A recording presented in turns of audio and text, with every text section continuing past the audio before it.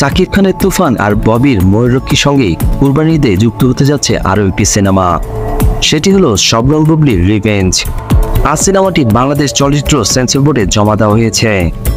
সব ঠিক থাকলে ঈদের ছবির লড়াইয়ে যুক্ত হবেন বুবলি। ছবিতে বুবলি অভিনয় করেছেন একজন পুলিশ কর্মকর্তার ভূমিকায়।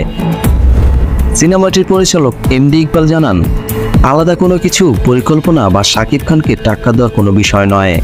রিভেঞ্জ ভালো সিনেমা, সুন্দর সিনেমা আর অ্যাকশন সিনেমা। প্রথমবার বুবলি অ্যাকশন সিনেমায় অভিনয় করেছেন। তিনি এখানে একজন পুলিশ অফিসার। নির্মাতা বলেন, এত গ্যাংস্টার ভিড়ে এমন পুলিশ অফিসার খুব দরকার। রিভেঞ্জে বুবলির বিপরীতে অভিনয় করেছেন জিয়াউল রোশান। সোনান মাল্টিমিডিয়া প্রযোজিত এই সিনেমায় বুবলি আর রোশান ছাড়াও অভিনয় করেছেন দীপা খন্দকার, মিশা সওদাগর, সীমান্ত ছাড়াও আরও অনেকেই। অন্যদিকে যৌথ প্রযোজনার তুফানে সাকিবের বিপরীতে আছেন মিমি আর নাবিলা। সিনেমাটি পরিচালনা করেছেন রায়হান রাফি। আগামীতে রিভেঞ্জ, ময়ূরক্ষী আর তুফান কোন সিনেমাটি দর্শক জনপ্রিয়তা পায় সেটাই আমরা দেখব।